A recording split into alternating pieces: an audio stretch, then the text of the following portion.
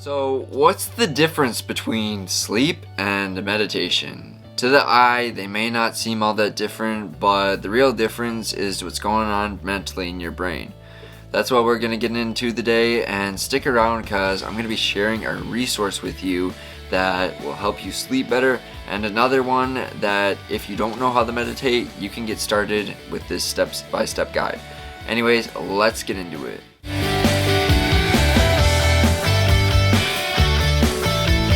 What's up guys, if you're new here, my name is Cole Aceret and I'm here to bring you the best tips and tools to improve your lifestyle through good habits, health, and personal growth. So if you're new here and you're interested in those topics, I'd consider hitting that little red subscribe button.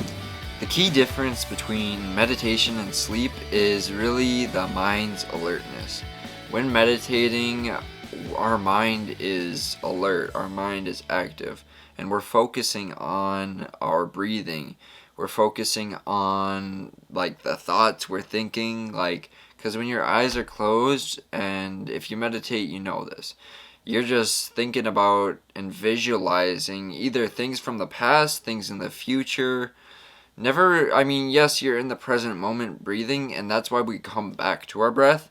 But you're either thinking about something that happened in the past, or you're visualizing or thinking about something that's going to happen in the future. That's just my opinion, and that's what happens when I meditate. Let me know down in the comments what you think of when you meditate. Do you think more about past events that happened in your life, or do you think more about the future? To be honest, I feel like I think more about probably the future for the most part, but there's definitely time. I don't know, it's pretty even, but let me know what you think down in the comments.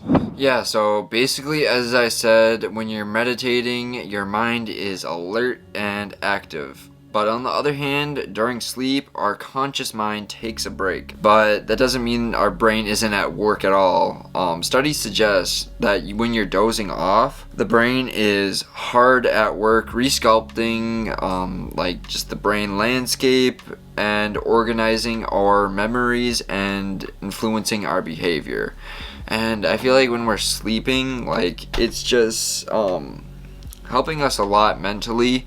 And I feel like it's really recharging us, how you charge your phone.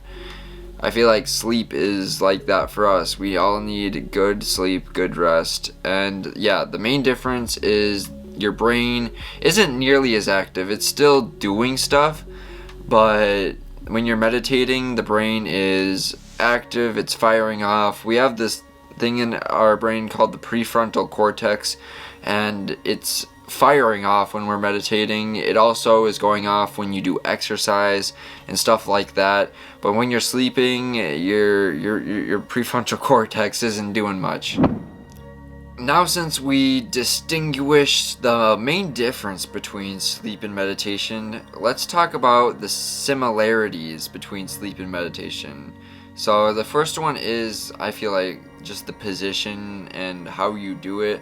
I meditate just laying down pretty much flat on the ground, not with my legs crisscross applesauce. I don't know, I'm not that flexible and it just doesn't feel comfortable for me, so I just like to do it laying down, and I sleep pretty much the exact same way.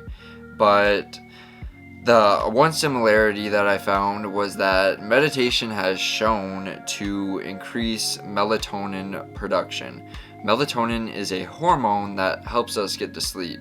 So when it's daytime and you're out, the sunlight produces serotonin, and then at night when you get ready for bed and the sun's down and everything, it makes your melatonin go up, and that's what makes you tired. It is basically programming your circadian rhythm, and that is basically the circadian rhythm is like your sleep cycles, when you're going to bed, when you wake up, and when you're going to bed at a usual consistent time, you'll usually get tired around that time. If you haven't had any stimulants like caffeine, nicotine, or alcohol for the most part. So that's one similarity. So another similarity between sleep and meditation is brain waves. So I'm not going to go super deep into this because I've only really read about it in Matthew Walker's book, Why We Sleep. and read about it in some articles, but we're going to talk about two brain waves that occur in meditation and sleep. So the first one is alpha waves, and alpha waves occur when we're just dozing off to sleep, when we're getting in bed, closing our eyes, and heading to bed. They also occur when we're meditating. So, because they're basically the same thing. You're basically just closing your eyes, and the same thing goes for sleep. So I found that doing maybe a little meditation before sleep has helped me get to sleep sometimes. So if you're having trouble getting to sleep, sometimes I'd suggest maybe doing a mini meditation. But most of the times I hit the pillow and I'm out. And yeah, so that's alpha waves, and that's the similarity. And another one is theta waves, and theta waves are going off when we're dreaming, when we're in a much deeper state of sleep. And the same thing goes for when we're in a deep state of meditation. When we've been meditating probably for maybe longer than 10 minutes or something, and we're real deep in it. And I don't know the exact time, but I don't know, just when you feel real deep and you're just ingrained in your practice and you're breathing deep, I feel like those would show up, and that would be another similarity between sleep and meditation. Although they have some pretty interesting similarities, no amount of meditation can replace sleep. We just have to keep that in mind. And even if you meditate, I don't know, I've heard and I've seen that people have said that meditating can make up for sleep, and I just don't really think that's all that true. Because yes, you'll be more calm and feel a little more rested when you take a break from the day-to-day life and just lay down and meditate. You will feel calmer, but I don't think it will replace your sleep. For example, if you decide not to sleep, you only sleep 4 hours, and you're like, okay, I'll meditate for like a half hour to an hour to make up for it. I don't think that would work, to be honest. So no amount of meditation can replace your precious rich sleep. If I'm not always looking at the camera, I'm looking at the script I wrote down so I can give you guys accurate information. I am saying a good amount of stuff off the top of my head, but there's some stuff that I found really interesting that I want to let you guys know. Also, if you're enjoying this video so far, I'd appreciate it if you hit that like button. Anyways, I want you to think about it this way. So, meditation is a tool that comes with many benefits when practiced regularly, but you don't have to do this like a monk to see the benefits. You don't have to meditate for hours on end and to see the benefits. I've been meditating daily for over a year now, and I haven't done it any longer than an hour, to be honest. And I still feel like it's truly changed my life, and I've seen so many benefits over the past year and a half-ish from meditating and practicing it consistently and bringing it into my day. And when I say meditating, I don't just mean laying down and meditating. I mean focusing on my breath more often, because you can meditate and you don't have to be just laying down. Like, I have this thing on my smartwatch that it's like a breathe kind of app, and it just has like a little circle thing that goes like in and out, and when it goes out you breathe, and then when it goes back in you breathe again. And I've been doing that ever since I started meditating, and that's helped me. And just being more mindful of my breath and paying attention to it more has made me see amazing benefits, and I suggest you go try it. And speaking of that, it's a good time to bring up the meditation guide. So I created a step-by-step meditation guide. So if you don't know how to meditate and you want to learn how to meditate, this is perfect for you. go down in the description. I'm going to leave a link to it, and all you have to do is just give me your name and an email, and I'll send it right over to you.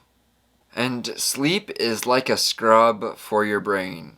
Think of it like this. It's kind of like taking a shower after being dirty. So it's basically like that. It's just a mental scrub, a mental shower. And sleep helps the brain clean out toxic byproducts and chemicals that can cause Alzheimer's if allowed to build up over time. Now, I did say at the start of the video I was also going to include something to help you sleep better, and that is this sleep guide. And in this sleep guide, you're going to get some great tips on how you can optimize your sleep, how you can get to bed faster, and it's I got a lot of the tips from Matthew Walker's book Why We Sleep.